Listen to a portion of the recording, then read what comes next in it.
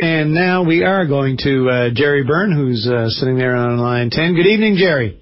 Hey, good evening, Pete Susie. So you're not impressed with Mr. MacKay and his announcements today? This is the greatest fraud of emergency management services in the history, I think, of Atlantic Canada. Okay, hang on. I got to write that down. Greatest fraud. Greatest fraud.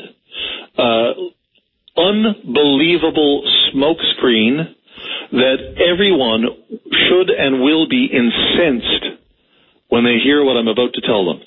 I've been in meetings all day, Pete, with the Auditor General of Canada. I'm a member of the Public Accounts Committee, and of course I met today with the Auditor General to go through some of his findings to make sure that the details are clear.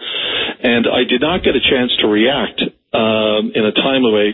This is information that will only be available to Nightline listeners. I did no radio or newspapers or TV, because I was in meetings with the Auditor General, so you won't see these comments in any papers tomorrow, but here's what you need to know. There was a $18.2 million announcement today by Peter MacKay, the Minister of National Defence, not a $16.2 million announcement, as had been provided exclusively to Newfoundland and Labrador. It wasn't a 16.2, it was an 18.2, because that information was given to media outside of the province. $2 million that was missing from the Newfoundland and Labrador announcement went to the Joint Rescue Coordination Centre in Halifax to renovate it so that they could have closed down the Marine Rescue Joint Subcenter in St. John's. Or that context that they're very anxious to hide certain pieces of information. Okay, well, I had that in my preamble, but I didn't realize that was the same money that they got to help them, I guess, adjust to take on the extra tasks from St. John's. Exactly. So $18.2 million. I know the VOCM website is showing up at $16.2. Okay. There was an additional $2 million provided to Halifax for the purpose of shutting down St. John's and being able to renovate. Okay, but you know what? I'm upset about that, but I'm going to get to the real substance, the real issues, the more important issues. What people in Newfoundland and Labrador need to know, whether you're at sea or on land, if you're in trouble, this announcement today, 95% of the $18.2 million went to things which weren't even touched on in the Auditor General's report. There was $16.2 million that went to new satellite technology, according to the media from the news release from the government. 16.2 in new state-of-the-art satellite technology to be able to assist in search and rescue missions. Sounds good to me. Doesn't it sound good to you? It sounds substantial. Well, unfortunately, it is not $16.2 million for new technology. Since 1979, Canada has been buying a subscription to a satellite beacon transponder system. Now, fishermen will know what I'm talking about. You know those beacons, those electronic signaling beacons you have on your boat? Since 1979, Canada has been subscribing to a satellite system called the Kosmiczka Sistema Polska Averiniczka Sudow Search and Rescue Satellite-Aided Tracking System, otherwise known as COSPAS SARSAT. I was going to say, can you say that again? Okay, keep going, please. This $11.5 million of the $18.2 million is simply to renew the subscription that we have had since 1979 in that technology, satellite transmission system. What was that figure again? How much? $11.5 million of the $18.2 million is being invested as a subscription into a satellite service that we have been a party to since 1979. So just status quo extension of contract. It's like suggesting, you know, the Coast Guard station on the waterfront down in St. John's? It's like saying we're including in our search and rescue investment today, the leasing it for the last 10 years, all the lease costs for the next 10 years, include that as a new investment in search and rescue, investment. You know what? We're not that stupid.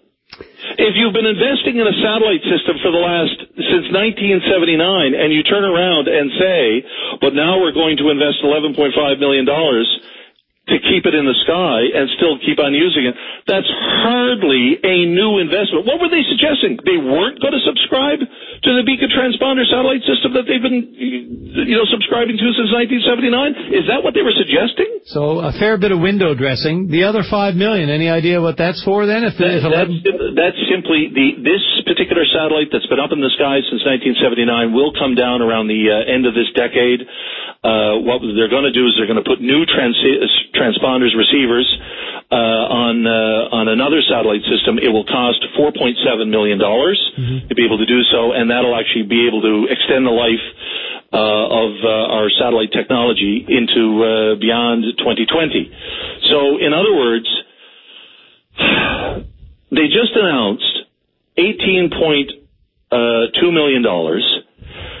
There was, if you actually look at the Auditor General report on search and rescue, and this is what I asked the Auditor General today, the word satellite doesn't even show up.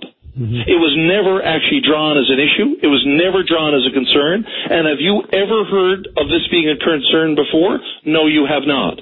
Why? Because from 1979 till tonight, we have been using the Kosmiska Sistema Polska Averynchny Shudov search and rescue satellite tracking technology satellite. That's about $1.1 million per letter. So the fraud of this is presenting this as if it were a new investment. The double fraud of this is presenting this as if it was, that this was a high-risk circumstance that had to be dealt with for search and rescue based on the Auditor General report or based on what we knew from past experience of search and rescue disasters in Newfoundland and Labrador. It is total smokescreen. But Peter MacKay said they've been working on this for 7 months. They've been finding out that they're going to spend $4.7 million by putting the satellite technology or putting the transponder on a new satellite. That's what they've been doing for 7 months. Well, and that $4.7 million, there might be some truth to that because this is an increase. This is the new 4.7 is a digital technology. There is some benefit to it because it will take the technology, the satellite system, so on. And so with the new transponders, there is value to that, so I won't dismiss that. But to suggest that $16.2 million investment in satellite responds to the Auditor General report when the Auditor General never even mentioned the word satellite because it was never flagged as a mission critical issue that was of high risk. Man, it just sounds like some people never learn. Man, I don't know. Let me just finish off, because I know you got a lot of calls. But listen, so you got $2 million to shut down. 100% of the funding has nothing to do with improving search and rescue in Newfoundland and Labrador. Not one dime of the 18.2 is going to help search and rescue in Newfoundland and Labrador. It's just simply either going to maintain what we have or shut down what we have. One of the two. Okay? But now, let's get to the information technology system, because the Auditor General pointed to the fact... We're going to have to do this very quickly, by the way. The search and rescue mission management software became corrupt in 2009, had a critical failure, and has been on the blink ever since. I've asked the Auditor General if he can tell me if anyone has suffered because the system, the software actually has failed on repeated occasions in the past. And I asked him if the case of Burton Winters was a mission failure because the search and rescue mission management software used by the Canadian Armed Forces and the Canadian Coast Guard has been known to be on the fritz since 2009, something the Auditor General exposed. He said he couldn't give me that information, but he said that was a critical issue. Today, Peter MacKay announced the Search and Rescue Asset Management Information System, and he has suggested that is a replacement for the search and rescue mission management software. It is not. The only thing that the asset management software system does is it tracks government aircraft and ships. It does not track the search and rescue target.